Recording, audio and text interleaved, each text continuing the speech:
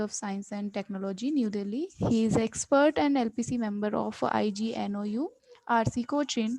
Dr. Gupta has also given various keynote talks at Cochin University of Science and Technology, Income Tax Department, Kochi, the Fertilizers and the Chemical Travancore Limited, Ministry of Chemicals and Fertilizers, and many more.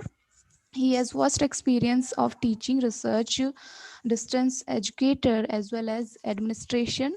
So he is well known in the field of research in science and technology, and I don't think he need uh, a, a word-to-word introduction to audience. He is already well known.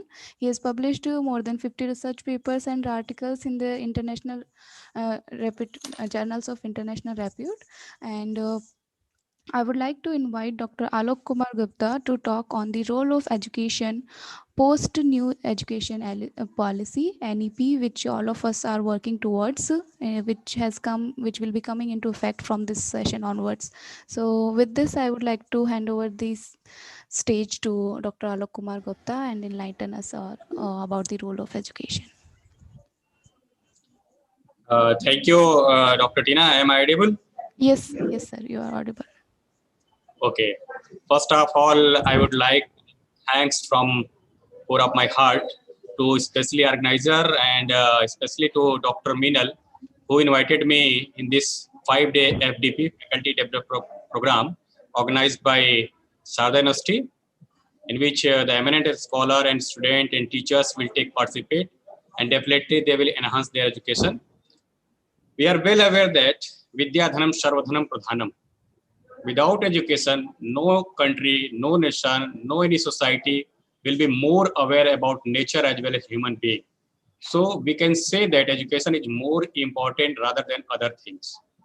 And any nation, every country, any world cannot develop without their education, either in research and development and then other many things.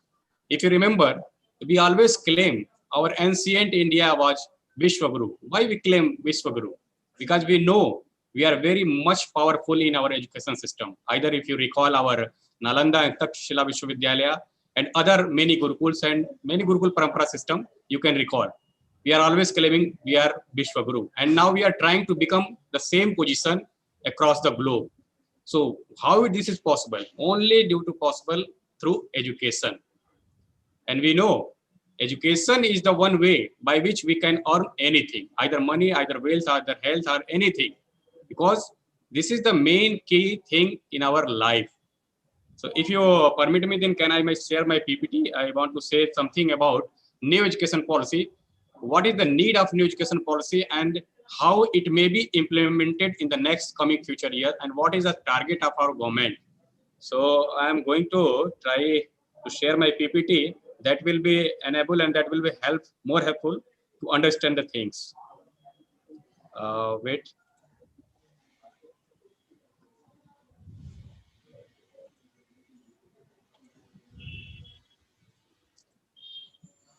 I think someone is already sharing the PPT, so kindly shut down over there, so then I can share my PPT. Mohit sir, can you please close? Yeah, it is saying that you cannot start screen while the other participant is sharing. You please shut down your PPT, that PDF file showing the Sadhanosti brochure. Mohit sir, please stop sharing screen from your side. Yeah, I already stopped. I think Dr. Tina. Yes, sir. Let request Dr. Mohit Sahani to share this PPT. He is right. Dr. Gupta is right. Somebody is already shared. I think maybe Tina, from first Mohit. you close your PPT. Yes. That is showing on your screen, na? One PDF file. I think Dr. Mohit has to remove the PPT. Yeah, that's what I'm saying. That Mohit sir, please stop sharing from your side, and so that Dr. Alok Kumar Gupta can share I this. think already you removed. Now I will try. Yes, sir.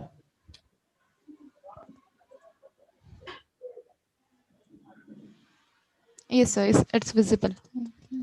Visible, na? Yes. 1 minute. Yeah. So today we are going to discuss on National Education Policy NAP 2020. what will be the role of education after post implementation of new education policy 2020?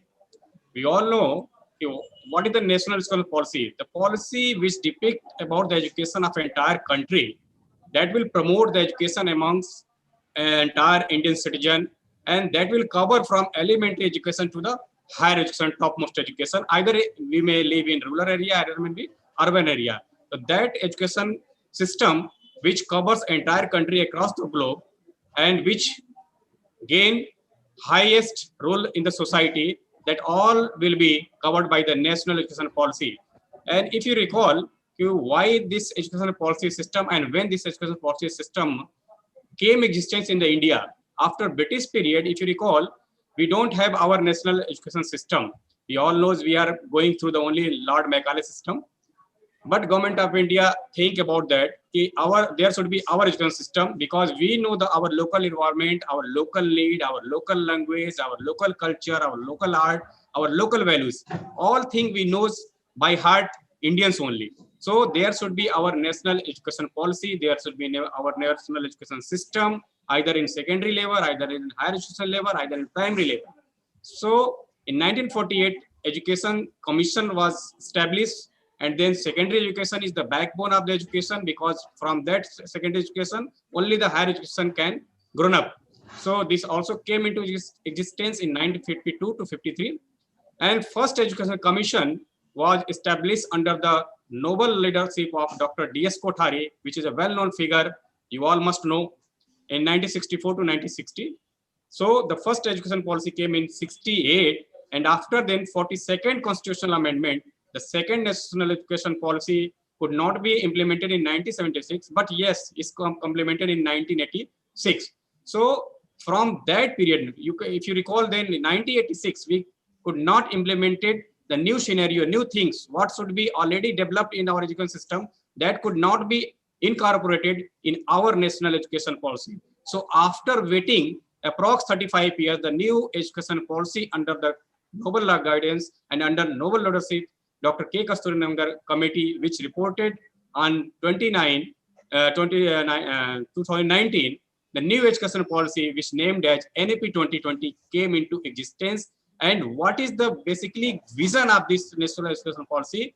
Then definitely nowadays we all claiming that our national education policy should be like that. We should consider from the bottom segment of the country to the top segment. Either it may be poor people, either slum people, either in the urban area, either it may be from the supermost post area, or all should be considered.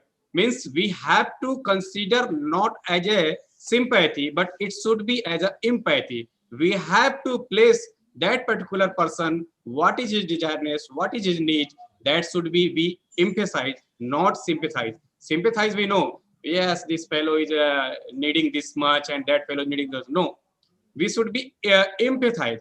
Empathy should be there.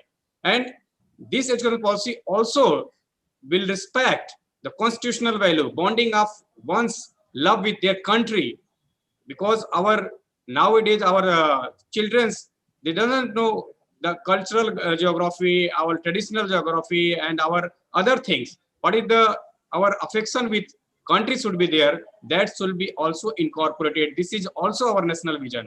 And nowadays our Prime Minister always said we should be self-reliant, self-dependent. So how we can become self-reliant, self-dependent? Definitely we should be skilled. We have to our moral value and disposition of support, responsible commitment with a human right and sustainable development living. And it should be globally accepted, not only a local place. It should be world recognized. That's why we are saying that vocal for local and local for global. So we should consider our local things, local environment, either in through education, either through our art, either through our culture, either through empathy. It should all be considered at local level, and definitely when local will become a voice, then it becomes a global voice. Basically, what is the key principle of NAP? So in NAP 2020, our government of India considered that we should respect our local context, means we should high respect our local language, either it may be our mother tongue, either it may be our home language. And apart from that, any state have right to do, and other system also, definitely Hindi is one of the most globally accepted in entire country, and other third language may be there. So three language system is incorporated in this new education policy 2020. There should be equity, that already I am discussed. There should be equity, inclusion, community participation should be there, and a very high use of technology, because we know due to Corona we all become handicapped, but with the help of so many apps, so many other technology, so many other gadgets, and the use of this powerful technology, we become enabled. And nowadays, today we are also connected with webinar, and this is the mainly role of technology. So in future might be a possibility that everywhere the physical teacher, physical presence of classroom, physical environment with peer group may not be there. So that will be replaced by the technology, either through Zoom meeting, either maybe other technique may be there. So teaching learning process will be use of technology. There should be no language barrier, especially we are considering in this national policy the young student. And for this, we are going to create our new educational planning and management for this student. Unique capability in every student, we know. We know that every student by birth have unique feature. We have to identify what is the merit in that, what is the strong point in that learner, that student. We have to flourish them. We have to give the environment accordingly so that he can prepare and he can become self-dependent, self-reliance. Even we know that now our country has more than 135 crores people are there. So definitely every cannot get a job, and every not can get a in a higher education system. So definitely we have to become self-dependent. So how this self-dependency can be developed? Definitely we have vocational courses, vocationalize the nation. Everyone have to some unique identity. We have to become our unique role in the society, so we can earn and for livelihood and for survival of other things also.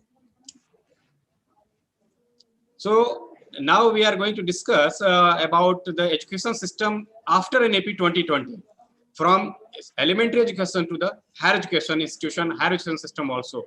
Earlier, if you consider, then there was only 10+2 system. Now this NAP 2020 proposed that education system at elementary education at school level should be 5+3+4. We will discuss in detail later on the slide. So it will be covered with the help of already existing Anganwadi's preschool, and 12 years in a school, it should compulsory.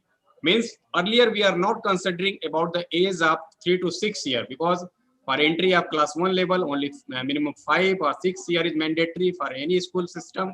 So we are not considering below than this age, and this NAP are considering below this age also. So for below this age, that is known as ECC, Early Childhood Care Education. There should be a proper pedagogy. There is a proper preparatory class for this age group also. And definitely after this age, means age group 6 to 8, means class 1 to 2, this will be known as fundamental stage. Similarly onwards, grade 3 to 5, that will be preparatory stage. In which preparatory stage, what the student will do, definitely that will be the tender age. Definitely at that age, the student will like to play with discovery, some creative active, some moral training, some interactive classroom should be there, some peer group discussion should be there. And after then the stage which comes known as middle stage, means grade 6 to 8. And in that age, students are more interested to do some experiment, especially the science background. Those who are going to become interested in science or mathematics or art or social science, definitely they will want to do some experiment. And after the secondary stage, this will cover the school education finally. In this, the multidisciplinary study will be there. Earlier, we have only the choice, either a student will cover by the commerce background or science background or humanity background. Now this NAP gives the opportunity to do in multidisciplinary scale with greater thinking, flexibility of number of choice of subject. It is not fixed, only the student of science will take physics, chemistry, math, bio and other things. It may be possibility that other stream also student take the geography, political science, whatever the choice. Yes, but they should also consider in the future stream. The subject combination should not be there. In future, there should be no any particular subject in which they he or she want to achieve their higher degree. So it should be also considered flexibility is out there. So ultimately, if you say, so early childhood care education will be universalized. Every student from the tender age, from age of 3 to 6, have developed in the area of Anganwadi, either Balvatika. So National Mission Fundamental Literacy Authority already NLM is there. Now government emphasizing NDMA, National Digital Literacy Mission. So our 21st century will be covered with the full scale, full mathematical thinking and scientific temper. We always discuss about scientific temper. There should be no rigid system. We have to think why, when, where. We always, students should always ask why, when, where, because we are a lifelong learner. We are not at one teacher is dictating or giving the lecture and he is listening, he or she is listening. The system should be demolished. Now there should be scientific development should be there. Means we all are learner. Even teacher is also a learner, because we all are lifelong learner at every stage. Even our peon, our watchman, our backbencher student also tell some story, give something to anyone. So we are lifelong learner. There will be no rigid separation between art, science, and either in the curriculum or extracurricular activities. Especially we are in this education policy, we are going to consider the especially gifted children, that is known as the Divyangs, and government definitely will give the fund for that. KGVB means Kasturba Gandhi Vidyalayas, they ensure that it will be a cross country at least up to class 12, and reduction of curriculum, because curriculum should be like that in the joyful, learning should be joyful, no bookish. The book should be in the form of that, there should be a story, there should be some pictorial diagram, there should be some text material, some peer group learning should be there. Means the book should be written in such a way that it will behave like teacher in print. Earlier book was a big context and we are only asking the question, what is this, when this, define this, explain this. So questions should be also reframed. This is our motto in NAP 2020. So if we consider across all NAP, especially for school education, so I'm not going in detail, there will be reduction of bookish knowledge rather than the experimental, experiential, peer group teaching will be there, and so many things. And these, there will be 3 level of exam, class 3, 5th, and 8th.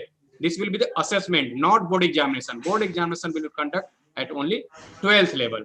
And these all assessment will be done by the PARAK, performance assessment review and analysis knowledge for holistic development. So every student should be identified with holistic way, not he should be very good in science, not he should be very good in art. He should try to achieve maximum things. So this is the national policy for school education. Similarly, in higher education system, we all know Government of India has already established NTA, National Testing Agency, those who will conduct twice a year entrance examination for higher educational institution. And now the degree course will be 4 year with exit of so many options. If a student take admission in higher education for degree course, if he or she exit in first year, then definitely he or she will achieve certificate. After 2-year exit, it will known as diploma. And similarly, 3 years and 4 years will be the integrated course in the particular specialized system. So our government motto is by the 2040, all higher education institutions like IITs, and they will become multidisciplinary. In IT system nowadays, only BTech subjects are compulsory. There is no any humanity subject. But in future, it is possibility the greater inclusion of art also, humanity subject also, and science student also, and vice versa also. So, and also our vision is some selected universities from among top 100 universities, the world will be facilitated to operate in India. Means we will have to the exchange program. We will create exchange from the other country so that our knowledge should be transferred from here to there. And every 15 years, the college system affiliation will be phased out. Every 15 years, we have to reanalysis, and definitely government has already proposed in NAP that college will be also give the greater autonomy with power of grant of degree also. It is also a proposal in this NAP 2020, and that might be chances they will achieve by the 2040 or 2035 also. So what is the major reform in higher education? Our government motto is the 50% gross enrollment should be there to by 2035, because nowadays many dropout children are there. So first our motto is these dropout children come in the education system. At least they should minimum acquire their elementary education, their school education. That's why government of India trying to National Literacy Mission Authority that every citizen of India should be at least +2 degree. And after then, if we have the +2 degree, then 50% of them should be highly educated. Either it should be post-graduation degree, graduation degree, or more than that, like PhD degree. So UG program earlier it was a 3 degree, 3 years, but now it will be 4-year degree. Similarly, PG program with the exit of two option, either first year or second year. So that become a integrated course. Means if you want to become a teacher, then your subject, your course will be integrated in such a way. Means your course will become 5 year. 4 year will be degree course and another next year will be to train them. Either it should be in the name of B.Ed or other things may be there. And now, like already our education system in ODL mode give the maximum flexibility, like credit of transfer. It will also imply in our formal system. Means credit transfer will may be there, and credit accumulation. If someone has plus degree, first year degree, and between in between that he or she is trying to do some other thing, so that will be also permissible. And first year his credit or her credit will be accumulated. That will be not wasted. In future, when he or she will again continue, then that possibility is also there. So higher education system will be highly research intensive. I mean, we are going to focus on our research and development in addition to the teaching and model multidisciplinary education research university. Means MERU may be there in every district, or maximum possibility what may be there. Government is trying to do that also. I already discussed in future, within 15 years, college will also give the greater autonomy, either in academic field, either in administrative or financial may be there. Independent board of governors may be there. Single regulator will be there. Nowadays, many regulators are there. UGC is there. Higher Education Commission is there. NTA is there. So many regulatory body is there. But in future, Higher Education Commission, it will be the self-dependent single educator may be there, and online self-disclosure based transparent system approval, so that everybody can inspect everywhere. Common norm, either it may be higher education system for government of given by the government of India or state government or public partnership or private, all should be the common. Similarly, if fee structure, that will be also regulatory framework, comes under the regulatory framework. So there are so many changes in the current NEP 2020. Similarly, rather than the traditional system, formal system, in this particular NEP 2020, Government of India is very highly intensive with the Indian knowledge system, Bharatiya Gyan Parampara. We will also revamp the old knowledge system, Gurukul Shishya Parampara, that is known as Indian knowledge system. Either it should be through its language or culture or values. We are highly emphasized, highly focused on literature and scientific vocabulary in the help of with the help of Indian language. Language faculty will be there. Research on languages is more emphasized. Strengthening of national institution and Indian Institute of Translation Interpretation, so that every language should be translated. Either it should be Malayalam, Odia, Gujarati, and so many scheduled language what is already provided in the Constitution of India, that will be also offered in this. That's why the three layer is there. Three language system is there. One will be the definitely the mother language or home language. Second may be Hindi, and third may be depending upon the state demand. Either it may be English, either it may be German, what may be there. So we are going to promote our traditional arts, Lok Vidya also. So this is our Indian knowledge system in this NEP 2020. Everyone knows, and everyone must have read the NEP 2020. The very vast knowledge given over there. So how the children will learn? Now the question is how the children will learn, either in school system or in higher education system. So earlier the system was, if you see this our PPT, this is our earlier system, means this particular block, this blue block was not considered in previous national education policy. Now this system, the new academic structure, as already we have discussed, 5 plus 3 plus 3 plus 4 means 5 years age will be in between 3 years. Definitely student will be very tender, so that will be covered by the Anganwadi preschool or Batika school with the age of 3 to 6, and that will be known as fundamental group, fundamental stage. Similarly, the next stage plus 3 will be preparatory, and the next 3 will be the middle group, and finally the school education will complete with 4 years, means 9, 10, 11 and 12, and the age will be 14 to 18 accordingly. So this is the new structure for school system, and accordingly the any learner, any student will learn. As we already discussed, already I have told that this education policy very emphasized about early childhood care education, because before then that early care education was there, but that was not so well, was so not emphasized. But in this education policy, it will be in very best practice, and multi-phased framework may be there. A school preparation module already this will be designed by the NCRT. They are also going to do.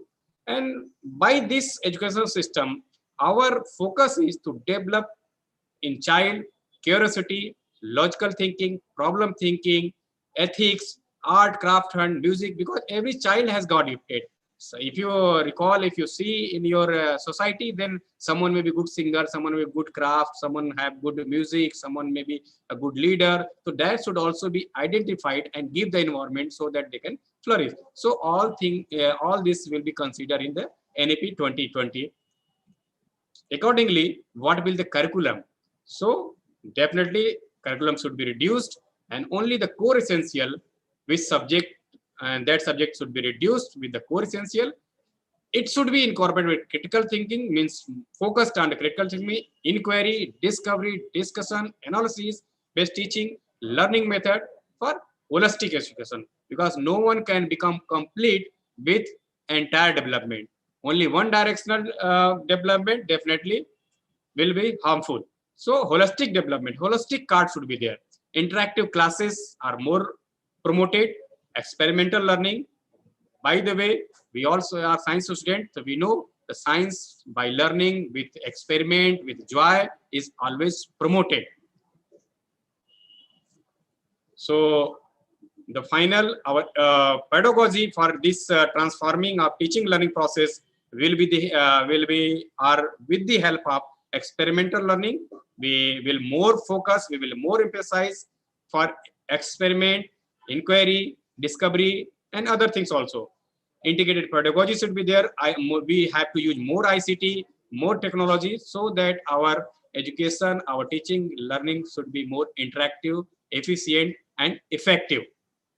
Peer learning is should be promoted, because student, the group discussion is more, they have more clear, they become more clear with their peer group rather than the teachers. Definitely teacher will clear solve all the problem, but student can help their their friends also. And government is also planning the bagless day, because nowadays if you see in your society, in your area, then every learner, every student have a very heavy bag with so many books, with so many textbook and rough book and all, and that should be minimized, either semester wise or cycle wise or course wise or year wise. What is the system may be there, they can reduce. And also the academic course also incorporated with vocational. So definitely when they are learning academic courses, after then vocational courses, during that vocational courses, bag will be less, means there will be no bag. So now our main focus, our books should be local context. The flavor should be local. If you are living in northern India, then definitely the Hindi should be also promoted apart from the English. If you are living in a particular regional state, Marathi should be there, Punjabi should be there, Tamil should be there, Kannada should be there, Malayali should be there. All should be promoted, because by birth everyone can understand very easily in their home language or their mother language, because mother language is more easy rather than the other language, because other language will first translate and then understand and then represent. So there are three phases. But if he or she will read it in first in own language, not up to higher education, only up to class 6 or 8 level, then definitely that will help. So how our India will become Vishwaguru again? Definitely through the knowledge. We have to make the video documentary of inspirational lineages of India. Those our great scientists, either so many scientists are there. Just now we are celebrated Professor C.V. Raman birthday in the name of National Science Day. That type of other lineages of India, their education promoted. They should also show to the learner, among the learner, so that they can inspire with them also. The student will give logical framework, making ethical decision. Already we have discussed, and basic training also should be there, either in health, mental health, good nutrition, personal and public hygiene, disaster. Many things are there. This all covers eco-medical practices, forest management, traditional crop cultivation. Means no field should be left. All fields should be covered in this NEP 2020 and very well designed.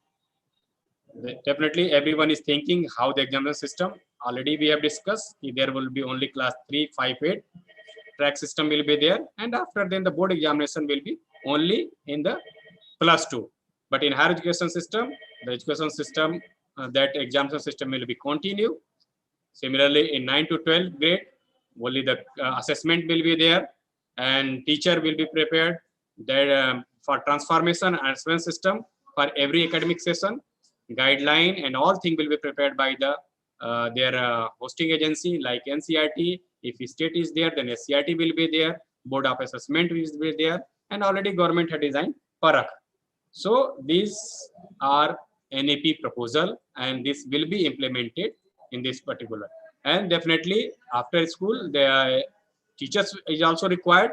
So for fundamental education, for basic education, our teacher education is also there. 4-year integrated B.Ed is promoted rather than the earlier 2-year existing. So now by the 2030 integrated course, already I have told that if you want to become a teacher, then your subjects will be choiced in the such way that during your graduation degree, you should take the integrated course with B.Ed implementation. So this is all about school education to higher education, and definitely integration of vocational education at all level will be promoted. If you want to become self-reliant, self-dependent, Atmanirbhar Bharat, then vocational education or vocationalization of the country is more required with the help of skill framework, vocational craft, lok vidya, local knowledge through either informal system or in open distance learning system. All should be promoted. So finally, and we also going to consider gifted student, means the young learner with his special talent, that will be also they will be also promoted. So many platform may be there. Olympiad is there, competition is there. So I'm not going in detail because everybody knows. So finally, what is the expected outcome? This is my last point. First one, the universal access. Every learner have right of education and right of access through either formal system or open distance learning system from ECC to secondary to the higher education by the 2030. Attaining fundamental learning and numerical or numeracy skill through national mission by 2035, and 100% gross enrollment ratio should be there from preschool to secondary, and similarly the 50% GER is targeted in higher education. Board examination will be only the test score concept, only will be shared with application knowledge, and we have to ensure equity and inclusion back and bring back to core. Already we government of India identified 2 crore of students are drop out. They have not seen even school also. So our target, they have to go in school, they have to go in Anganwadi, they have to go in Balbatika, so that the maximum SDG goal should be completed by our nation. And Our 21st century is more focused in skill in teaching, learning, and assessment. Definitely, when all these will be covered, then effective governance is there, separation of power and common norms, and overcoming the language barrier. Nowadays, what we have seen, the northern India people are more comfortable in Hindi, and the southern part is in they're more comfort in the local language. That barrier should be also removed with 3 language system, and every child will come out the school with at least one skill. This is our main target.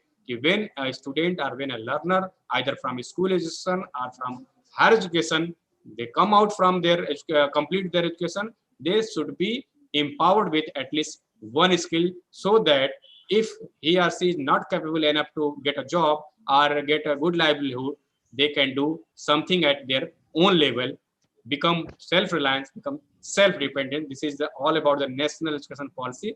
I think you must all aware about the national policy. This is all about, and I am very thankful to calling me in this August gathering of eminent learners, speakers, and all over there.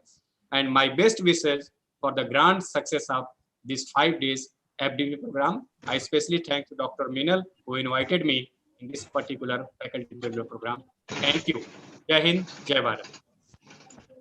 Thank you so much, sir. And I couldn't thank you enough that you took your time and tried to explain the complete framework of NEP in such a short span of time, and also very rightly emphasized the need for a much more inclusive learning, and how we need to be much more self uh, dependent instead of looking for jobs always, and how a holistic development of a student is much more important than having the only academic or textbook knowledge. So thank you so much, Dr. Alok Kumar Gupta, and it was really great to hear your words of related to new education policy.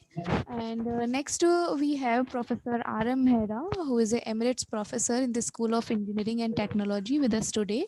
And I would like to give a brief introduction about the sir.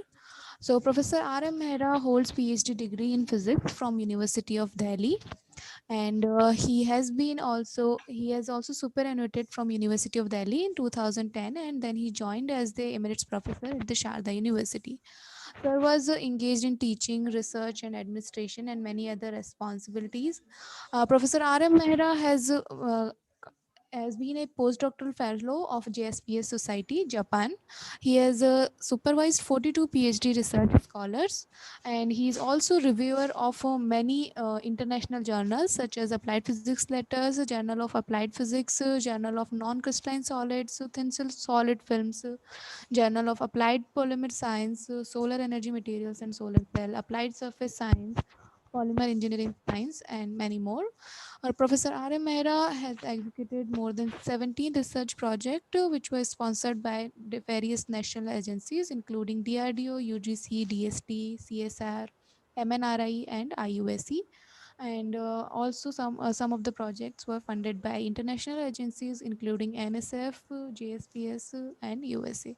And Professor R.M. Hera has been deputed by Government of India for development of faculty for PhD training program at the Department of Physics, Yenyong University, Myanmar. And Professor R.M. Mehra is also involved in various international projects and other activities. So, with this brief introduction, it is my pleasure to introduce Professor R.M. Mehra to you all, and I request him to encourage us all with his enthusiasm. Sir? Yeah, good morning, everyone, and thank you very much for giving me opportunity to be a part of this workshop, 5 days workshop on National Education Policy 2021. Uh, and all the universities in India, institute and colleges are now becoming more conscious about the about this education policy, because it has It has many things which have been included. Almost everything was there, but in different parts of different documents. But this time, Government of India, Ministry of Education has laid down this NEP 2021 uh, in a in a in a in a manner in which everything is covered right from the school education. There was policy for school education. There was policy for many aspects, research, innovation, and other things.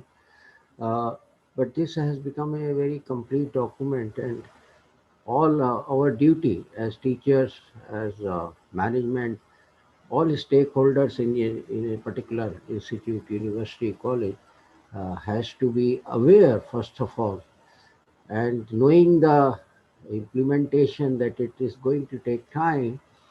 uh, the government of India has fixed a duration of around 10 years because nothing changes overnight. So gradually, we have to adopt the various components of this policy. And as our chief guest has mentioned in detail about school education, uh, and that part is there, but this time this school education is becoming part of uh, this particular policy. A very important thing which was considered in this particular education policy 2021 was the category of institutes, universities, or colleges into three categories: research institutes, research and teaching, and then teaching institute. So there were many suggestions about this part, that as far as the research institutes like IIC Bangalore and other things, and research where only research is being focused, and then like IITs and University of Delhi and other central university where equally research and universities are equally research and teaching is focused.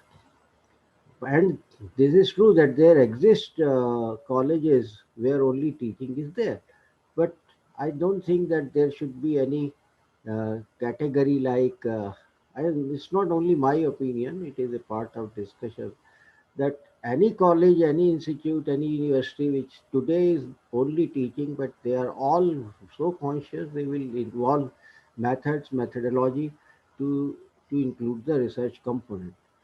So this was one part which I just wanted to mention to the experts and the participants, many experts there, that this kind of a thing, it's okay that research institutes and then research and teaching institute where equal focus is given. The second point, which is again for the first time in education policy, is the concept of STEM education: science, technology, engineering, mathematics, all together. And there is a concept. This concept is not a new concept. It is very old in the sense that all over world this was adopted. This is adopted in schools, and also if you look at the international scenario, even many universities institute have that concept of or that model of STEM, and they call it STEM education. So what they create is a science, technology, engineering, mathematics lab, where there is no boundary between lecture and practicals, experiments. There is under one roof, all the facilities are there. Students can do innovative works. Lecturers are there, teachers are there. Students are having group of students from different disciplines. So there is no boundary, and in a large area under one roof, students, they have faculty to interact. Faculty as member has provision to give lectures to some section of the students, and that actually works like any other central library that also works at 24 into 7. So whenever students feel comfortable, they are free to go to that particular area and to conduct their innovative ideas, their innovative research, which actually has boosted the uh, IPR, intellectual property right, so patents and designs and copyright. So all flexibility, all freedom, all disciplines, no boundary. Now, this is something very very new in national education policy 2021, and it has been made that most of the school private schools and they do are they have started following this kind of concept, and the policy says that the university should also adopt STEM education, STEM lab. So this is one information which I like to uh, share with all the participants, intellectuals, uh, that and there must be many HODs in the list of in the participant attending, or deans, and or even some few vice chancellors. There are many international speakers in this. That is one very good important point, that this seminar, this workshop has many international speakers. So I think I'll request that those who have experience on STEM education, they should share with our participants. I have just an idea, so I just request that they should share in more detail about STEM education, because it is going to be wonderful and wonderful for the students, for the faculty members, and even the administration. And it's not difficult, because all the facilities exist. Only thing is that we have to bring all those facilities, or some of those facilities of various departments under one roof.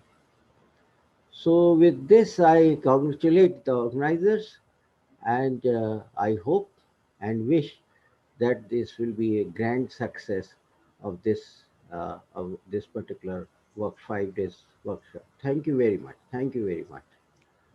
Thank you so much, sir. And now, continuing further, I would like to invite Dr. Ashok Kumar to address the gathering regarding the School of Basic Science and Research at the Sharda University. Before this, I would like to give a brief introduction about the Dr. Ashok Kumar. Dr. Ashok Kumar is a professor of physics in the School of Basic Science and Research at Sharda University.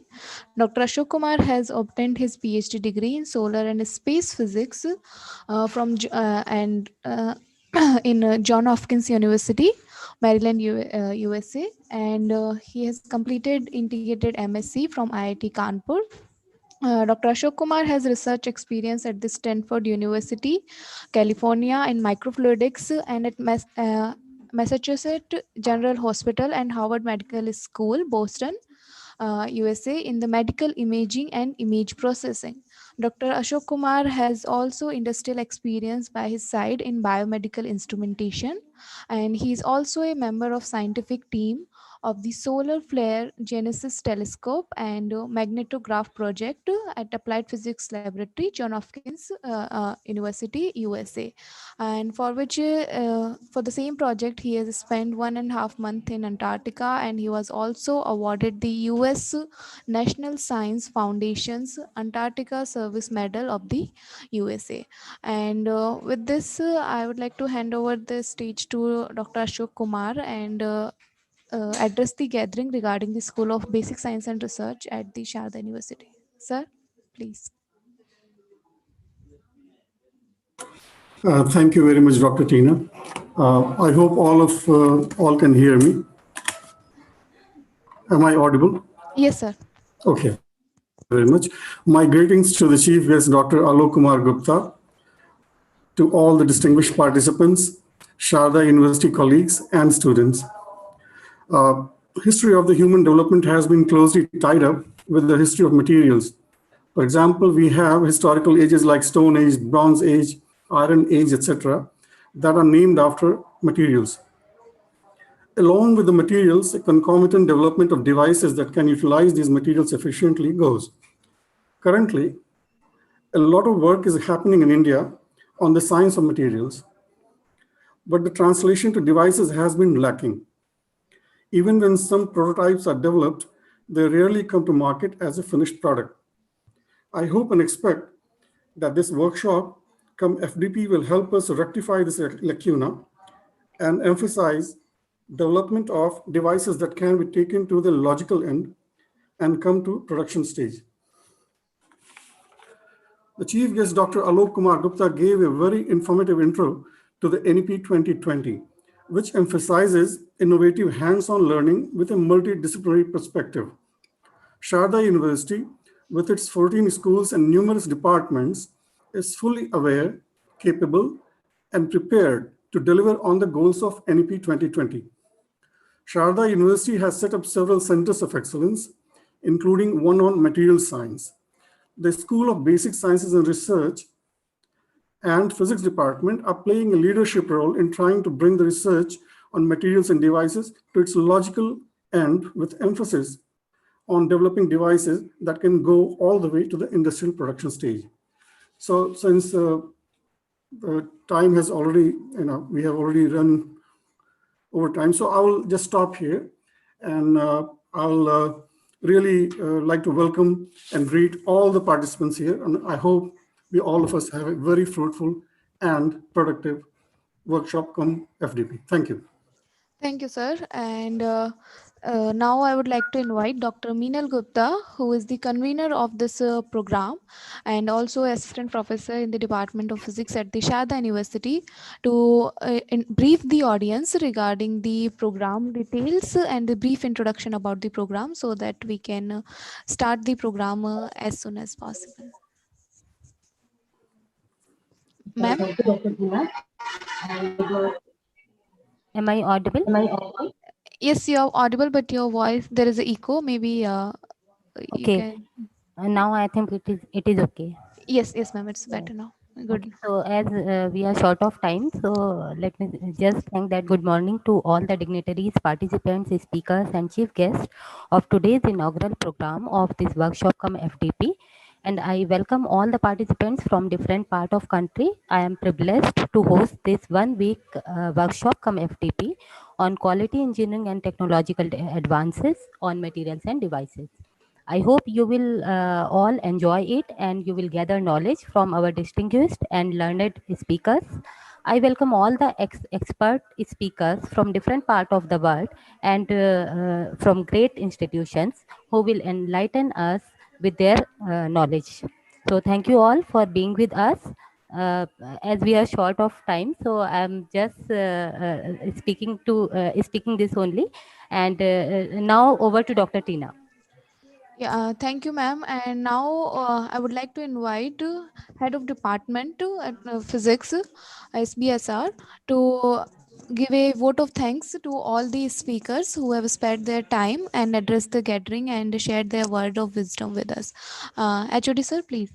Yeah, thank you, Tina, for giving me this opportunity. I think still it's a good morning to all of you, and I think I am thankful to my whole faculty, and I am not going to congratulate, because I have to, as a HOD, I have to think about conclusion, means main concluding part, which maybe it's a long workshop.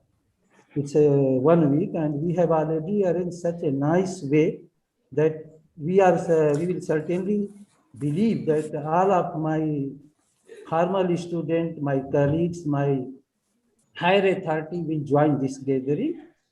So as a HOD and on behalf of Physics and Environmental Science Department, because I am heading both departments, I welcome all of you, and particularly the people who are agreed with very short notice to deliver a lecture from India, from abroad. So if you see the plate, we have already worked hard, and I must congratulate my whole faculty, particularly my women's faculty, because today is International Women's Day, it's Pink Day. So happy, you can say, happy International Women's Day from my own side.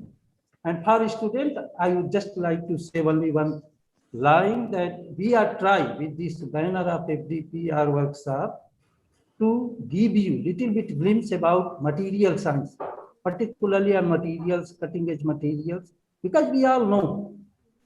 Now just take only one example within a short 1 minute, you can say, if nowadays, if I am going to say in front of all of you, that what happens to your condition if I am just stolen your mobile. Now our condition is just like a fish outside a pond. So these things, all your device, which is based on today technology point of view, it's based on materials. So we are trying to gather you, all of you in this platform, and try to give you a little bit glimpse about cutting edge materials. I am very sure that my students, particularly my colleagues and other students, they will get certainly some glimpse of cutting edge materials, which make your life easy, sustainable, and also free. So I am thankful to higher authority of Sarda University, people who are behind curtain, people who is in front of me, my old colleagues, my research scholars, my students. Thank you. Thank you very much. Thank you so much, sir. And with this, I would like to start our first session of the day. Our first speaker for the day is Professor Suthep Kiwam, who is associate professor in the Department of Chemical Engineering, and also which comes under the banner of Faculty of Engineering, Shaongkon University of Bangkok, Thailand. And he'll be presenting us the talk on the remaining challenges in the rechargeable zinc air batteries. Before that, before sir start his presentation, I would like to give a brief introduction about our first speaker of the day.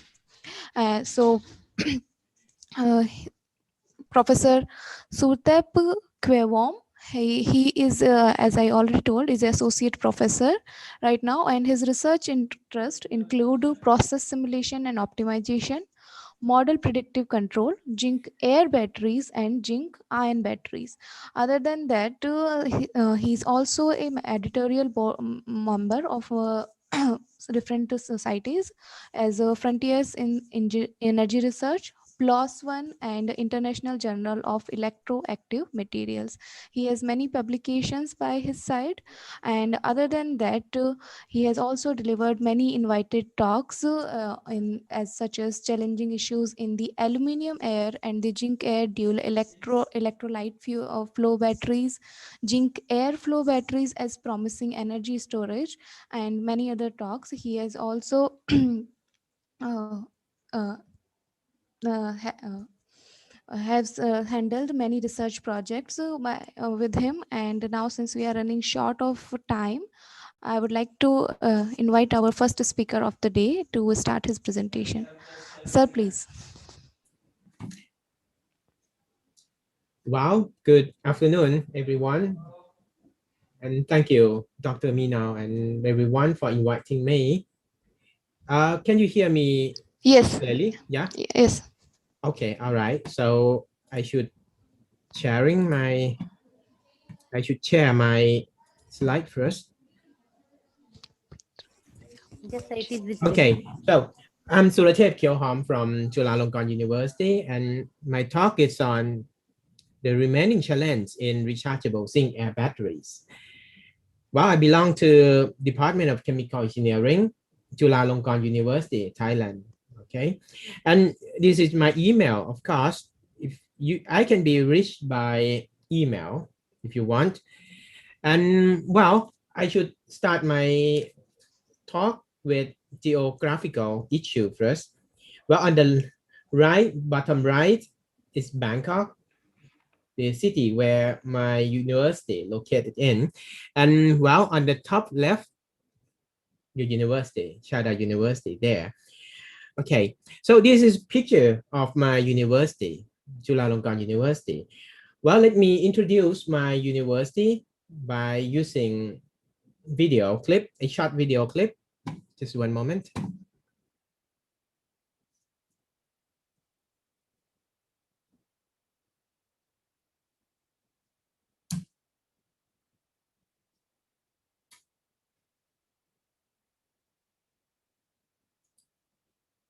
Oh, sorry. Stop sharing first and then.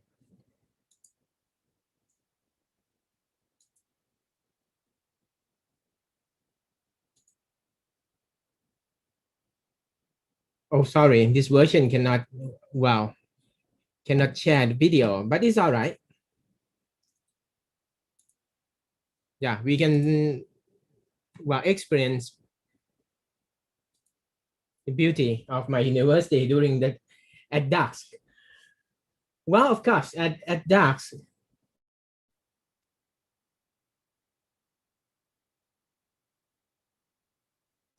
well, after that, we, well, the sky becomes dark, and at night you need energy, right? You need light, and currently, well, on the light are driven by electricity, and the most convenient way to, well, to deliver energy is in the form of electricity.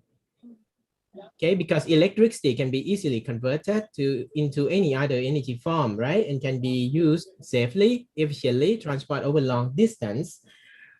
And well, actually, electricity is the flow of electric charge or electron. But where do the charge come from? How do we move them? And where do they move to? We will consider. And currently, at, well, renewable energy resource being promoted by various countries. Well, when we talk about renewable energy, well, it's essentially inexhaustible resource on a human time scale. Of course, eventually it will be running out, but not in our lifetime. For example, wind power, solar power. Well, I show you one picture about our world. Well, the bright spot, this picture show which location consume electricity intensively. You observe the bright spot on the location where the electricity consumed extensively. But in the dark shade, in the dark area, there are two reasons. The first reason is no people are living there, so no need for electricity, right? Because animals don't use electricity, don't generate electricity, and then don't use electricity. And well, the other reason is there are some people living there, but they cannot access to electricity. Okay, but well, by the way, this picture is not real picture. Can you notice that? If it's real photo, it will be a bad day for us.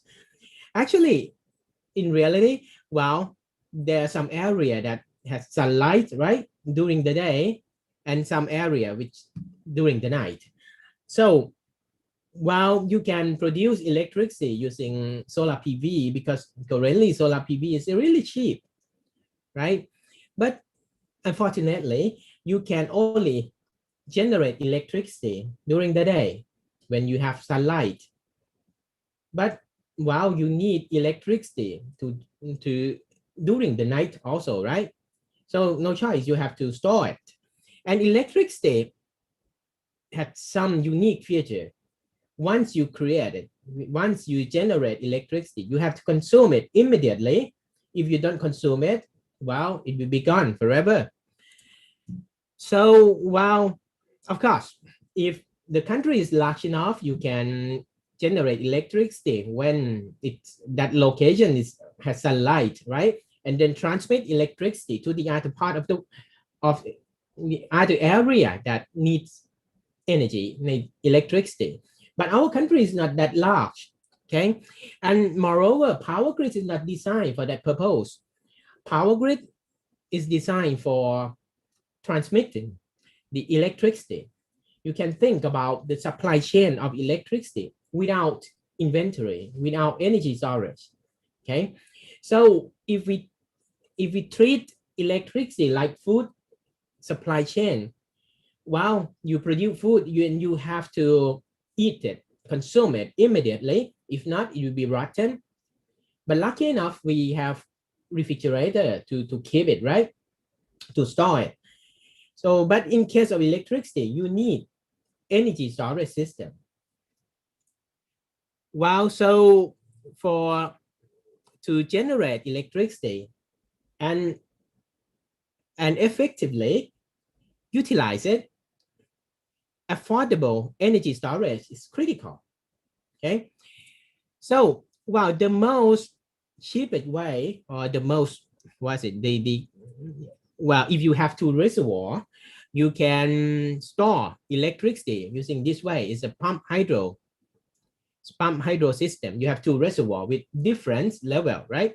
So when you have electricity, excess electricity, you can use electricity to pump up all the water from lower level to upper level. And when you need electricity, you can, well, use that store potential energy and convert it back to electricity, right?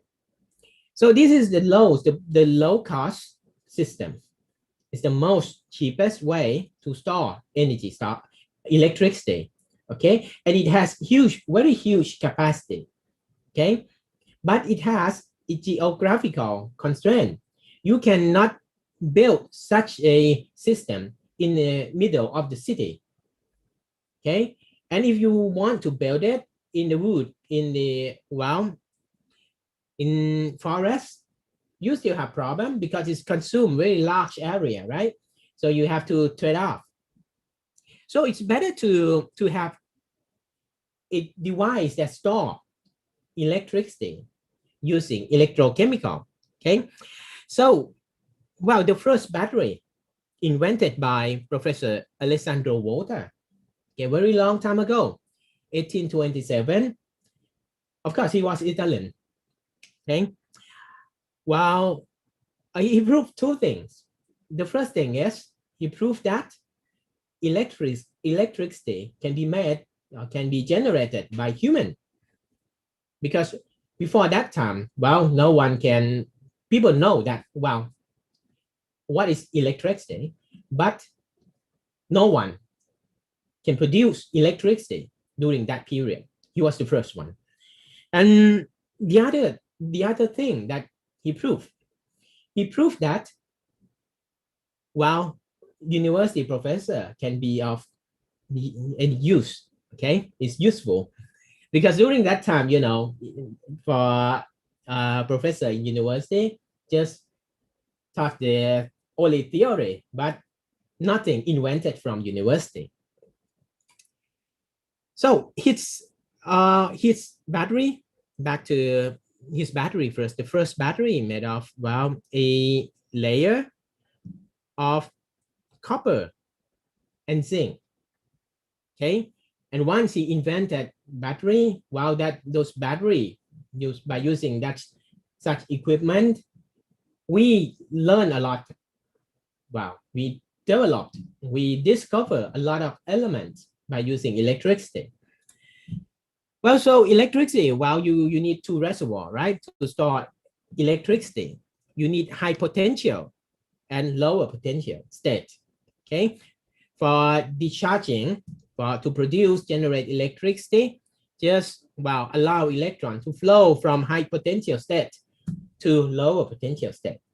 Okay, and during charging or store energy, okay, you use electricity to drive electron back to the higher potential state. Okay, so, well, you need two steps. So the idea of battery, the same. You need two states, right, with different chemical potential. Okay, so if you want to build affordable batteries, we need technology which use only abundant materials. Okay, It's useless to invent technology that use rare earth, rare metal, because later you cannot upscale it. You cannot use that technology in very large scale, right? Because well, you have limited resource. Okay, so while this graph show the abundance of element in the world. So actually there are no relationship between atomic number and abundance of element, abundance of atom. But well, what I like here is well the rarest metal, right? Okay. You don't want to use this metal in your technology, in your device, because it's well expensive, and well later when you upscale, you cannot use it in very large scale. For example, if you use platinum, gold, of course, I love gold. I love platinum. The platinum and gold is good, but good for jewel. Okay, good for jewelry, not for batteries. Okay, it's good to use a major industrial metal like iron, zinc. Well, you can see that the element which has it show here in a black in bold font. Okay, like magnesium, aluminum, manganese, copper, zinc, nickel. Okay, so what I'm talking today is metal air battery. Okay, metal air battery it's a process of rusting of metal, right? It's a reaction between metal and oxygen from air. Okay, you can think about why don't we use oxygen, pure oxygen? Of course, you can use pure oxygen, but pure oxygen is more expensive than oxygen from air, right? So an anode made of metal and external cathode of oxygen from ambient air. And typically we use aqueous or aprotic electrolyte, preferable aqueous electrolyte, while we can have a aluminum air, lithium air, magnesium air, zinc air, or iron air. Of course, different metal use different theoretical specific energy density. On the left-hand side, we have metal anode, right? The oxidation of metal anode produce electron. Okay, we block the flowing of electron directly to the air cathode inside the cell, but allow the electron flow through external circuit. And on the air cathode, we absorb oxygen from air, absorbed to the system and combine with electron and produce hydroxide ion. Okay. So property of typical metal ion is shown here. Of course, if you use different metal for battery, your battery, you will have different discharge voltage, and of course, it gives different energy density. Okay, so I'm focused on two things, but what I'm talking here is about zinc air battery. On the negative electrode or anode during discharge, zinc reacts with hydroxide ion or oxidation of zinc in alkaline system. Okay, and it produces zincate ion. Zincate ion is soluble form, okay, of zinc hydroxide. And this zincate ion, of course, once it reaches solubility limit, it produces zinc oxide. And that zinc oxide can precipitate somewhere, okay? If it's precipitate directly on the surface of zinc, we will have problem because zinc oxide is passive. And on the positive electrode, while during discharge, we call it cathode. It's oxygen reduction reaction, or ORR. It's a reduction of oxygen. Oxygen react with water and combine with electron and produce hydroxide ion. And you see that at the anode, we consume hydroxide ion. At the cathode, we produce hydroxide ion. So, well, these hydroxide ion, we flow across the cell, transport across the cell. And we have parasitic reaction also. The parasitic reaction, zinc can react with water and produce zinc hydroxide without producing electron, without producing electricity, but it produces hydrogen. Okay, it's parasitic because we don't want to produce hydrogen, we want to produce electricity here.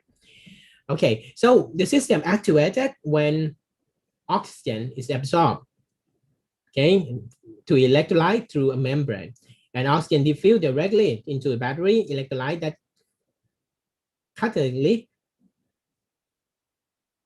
react with oxygen. Okay, so the advantage of these zinc air batteries weight, because it's not necessary to carry a second reactant, right? Because oxygen is everywhere. Okay, we will not run out of oxygen. If we run out of oxygen, I'm quite sure that you don't need battery anymore. And while this system has very high energy density, because the weight is only half, right? Only the zinc.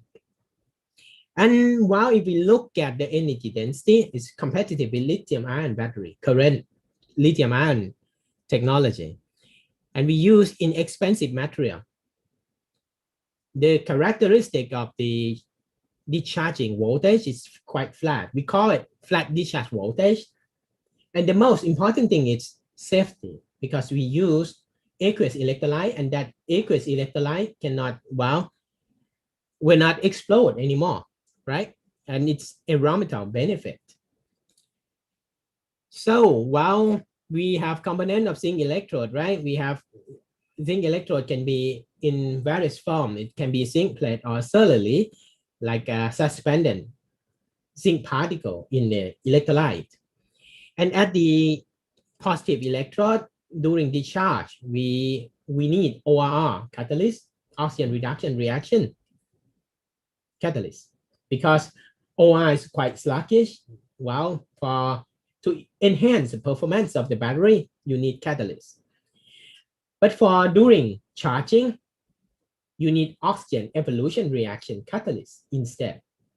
Okay, and it has component of electrolyte and separator. Okay, so for discharging, the performance limiting electrode of zinc air battery is air electrode. Normally, we fabricate the air electrode by loading ORR electrocatalyst onto carbon with containing PTFE, containing Teflon treated. And we call it gas diffusion layer, okay, that carbon with containing PTFE. So actually there are, well, two pathways. We call it 4-electron pathway and 2-electron pathway. The 4-electron pathway is oxygen react with water and consume 4 electrons at a single step and produce hydroxide ion. This pathway is preferable, of course. Well, you can have that pathway by using electrocatalyst, very good electrocatalyst like platinum. But of course, platinum is expensive. You need other electrocatalysts. Or 2-electron pathway. For 2-electron pathway, of course, oxygen combine with 2 electrons first and then produce peroxide and hydroxide ion. And that peroxide can combine with water again and combine with electron, okay, 2 more electrons and produce hydroxide ion. And you see that during, well, this pathway produce peroxide as an intermediate. And that peroxide, we don't want that peroxide because that peroxide can, well, attack our carbon, decompose our carbon, corrode our carbon. And well, besides platinum, of course, platinum is very good, but it's expensive. The most commonly used electrocatalyst or electrocatalyst is manganese oxide. Manganese oxide is quite, well, has different form, phase and structure with different phase of manganese oxide. Well, has different activity, okay, of ORR activity. Or beside manganese oxide, we prefer non-precious metal-based electrocatalyst like a metal-free carbonaceous material like heteroatom doped in with carbon, or graphitic carbon nitride doped with this heteroatom, or MNC type material like FeNC or CONC, cobalt, nitrogen, carbon. We call this group as a single atom catalyst. Yeah, single metal atom catalyst. Or other group of OR catalysts can be transition metal oxide such as spinel, cobalt oxide, CO3O4, and perovskite. Yeah, oxide perovskite, of course. And or transition metal hydroxide or sulfide also.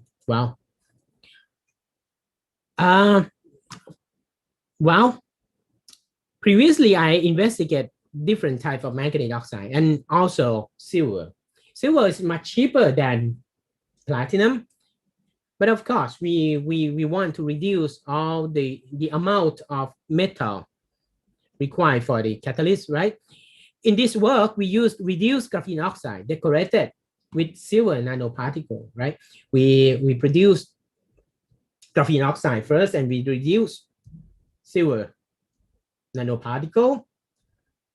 Yeah, a small scale, a small size, a nano size of nanoparticle of silver directly on graphene sheet, reduced graphene oxide sheet, and it proved that it show very good performance.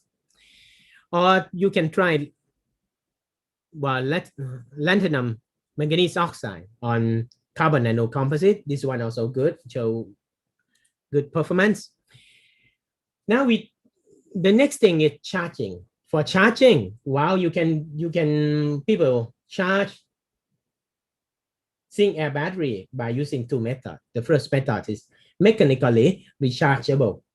Okay, mechanically rechargeable zinc air battery are recharged by replenishing the zinc anode and electrolyte. Okay, once you consume zinc and electrolyte, of course, because you consume zinc, you convert zinc to zinc oxide, right?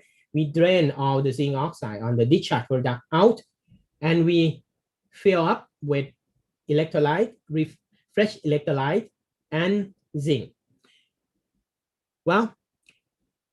You can treat this kind of system as a replenishable or refillable primary battery, because it's actually a primary battery, but you replace zinc, replace electrolyte, right? In this case, for this kind of system, for this kind of rechargeable battery, you don't need OER catalyst, you need OR electrocatalyst only. Okay, for example, this we fill with zinc and then we discharge it, and we replace zinc and discharge again. Okay.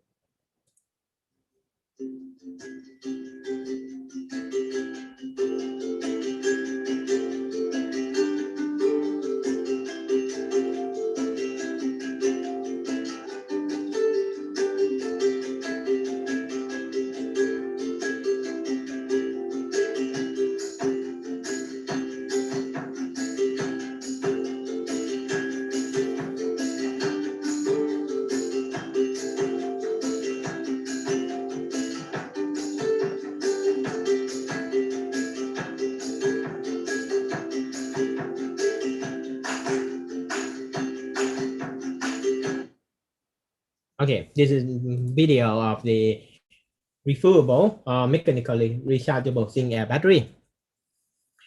So for other type of rechargeable battery, rechargeable zinc air battery, it's electrically rechargeable zinc air battery. Okay, its system poses more stringent requirements of the choice of electrocatalyst for catalyzing the OR and OER, because during the charge you need OR catalyst, right? And during charging, you need OER catalyst. And of course, OR catalyst, it's three-phase reaction. You can see that we have oxygen, which is gas phase, right? We need water, which from electrolyte or liquid phase. And we need catalyst, which is solid phase. So it's three-phase reaction. So the idea, not only the very high performance OR catalyst, we need to manage the wettability and also to three-phase battery region of the air cathode also. But during charging, we need OER catalyst. You can see that you can look at the reverse reaction of the OR. You see that actually is two-phase reaction because it's it's involved only liquid and solid phase. So there are three approach to solve the problem, because normally the OR catalyst is not good OER catalyst. Moreover, it's not stable. While people develop the bifunctional OR OER electrocatalyst, the catalyst that can promote both OR and OER. Okay, or you can combine different OR and OER electrocatalysts into the same air electrode.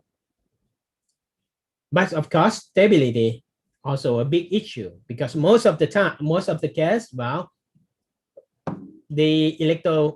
the catalyst is very good for OR, but it's not stable during OER.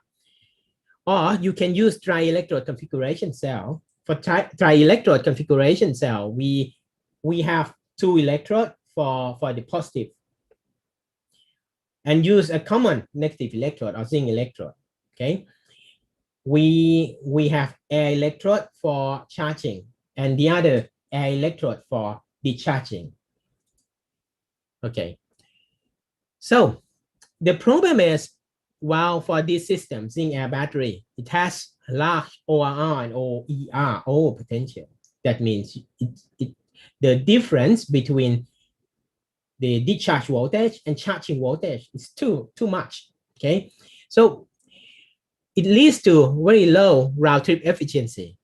Okay, even currently the round trip energy efficiency is approximately 60% or 65% under real working condition, and most of the case it has poor cycling stability. Okay, and the harsh condition during OER in concentrate alkali has problem severely detrimental to the OR active component by corroding the catalyst itself or carbon used in the air electrode. Moreover, mostly tests with small current density. You can check at literature. Most of the time, people test the system at very low current density, which is less than 10 milliamp per square centimeter, and using very low, shallow cycling depth or short charge discharge period or short capacity.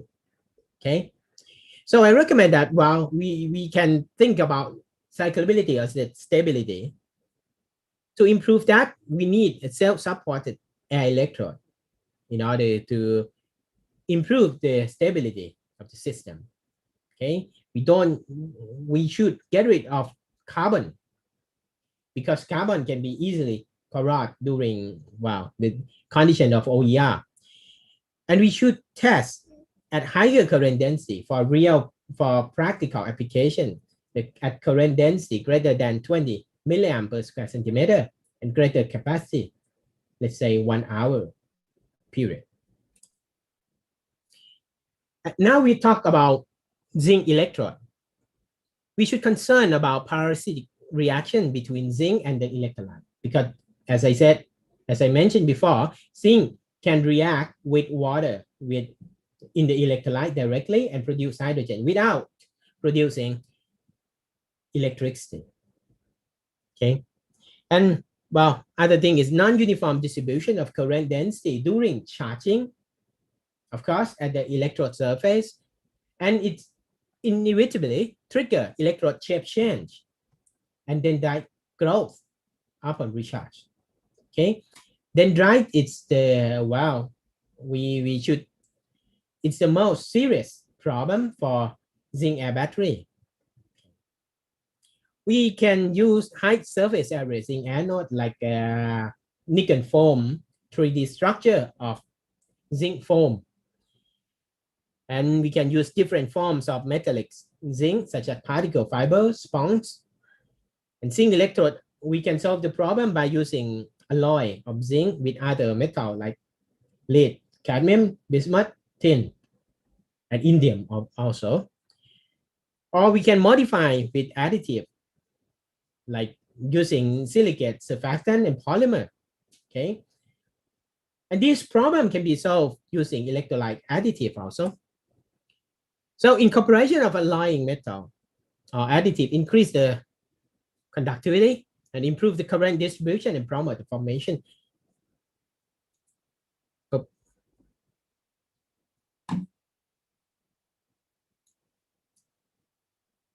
Sorry, I have problem with my computer. Okay, the next thing is we can coat zinc anode with surface trapping layer. Okay, you know that zinc, once zinc oxidized, it produces the discharge product is zinc case. And zinc case has very high solubility and high diffusivity and it can travel around. Okay, but for rechargeable battery, it's a good idea to trap that discharge product at the surface, because during recharge, it's easily recharged if we trap it at the surface.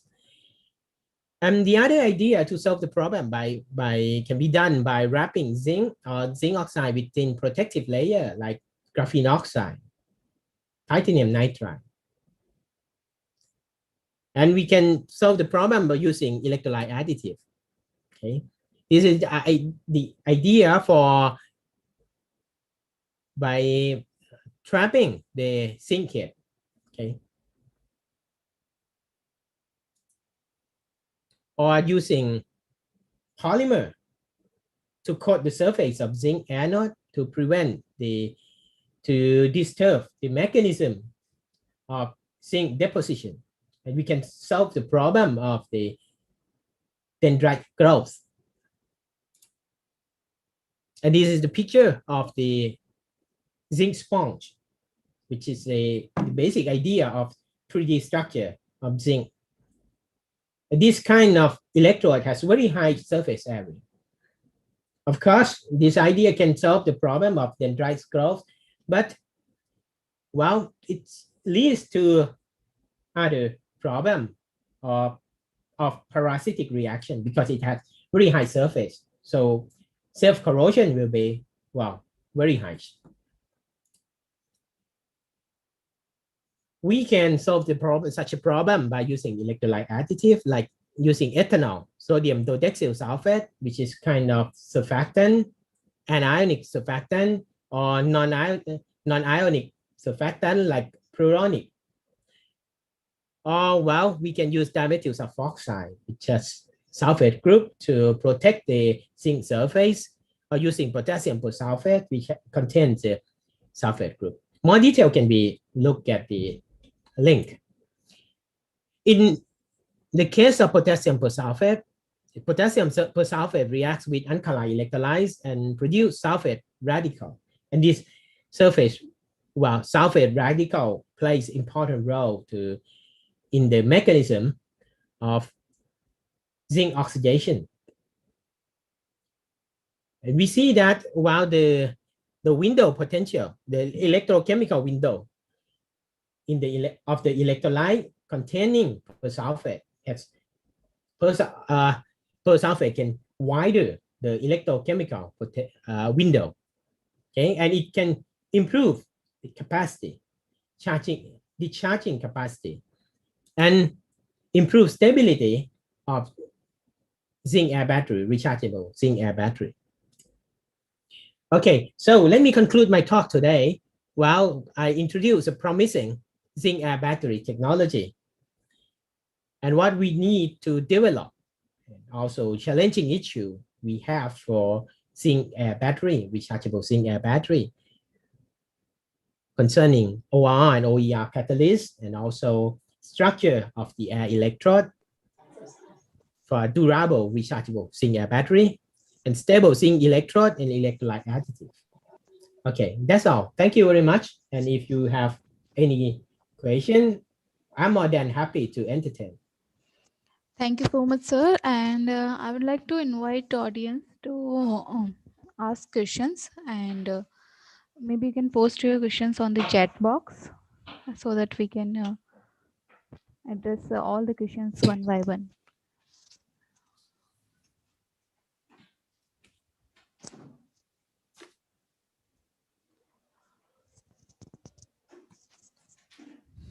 So, Dr. Tina, as there is no question, if someone is having question, they can directly ask. Please Yeah. mute yourself and please ask the question. Yes. Because the talk was so elaborative, I think nobody has the question at present. So Yeah. yeah, definitely, if someone is having question, they can directly catch Dr. Suthep, because I will share the email ID of him with every participants. Okay.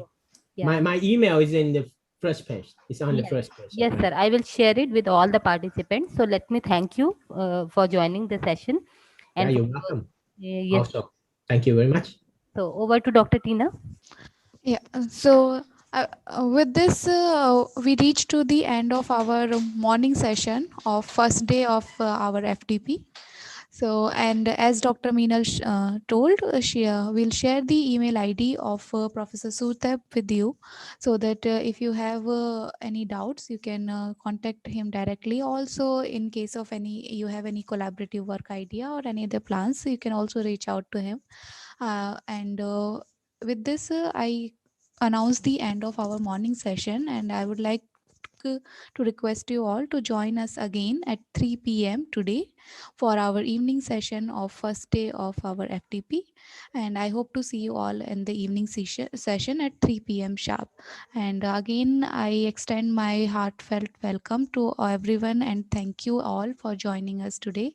And I hope we'll be continuing this FDP for all 5 days with this similar enthusiasm, and the attendance will increase more and more.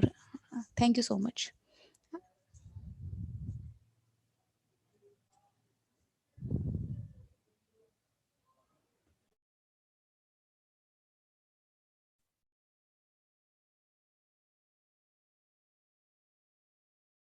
So I will see you all in the evening session at 3 p.m.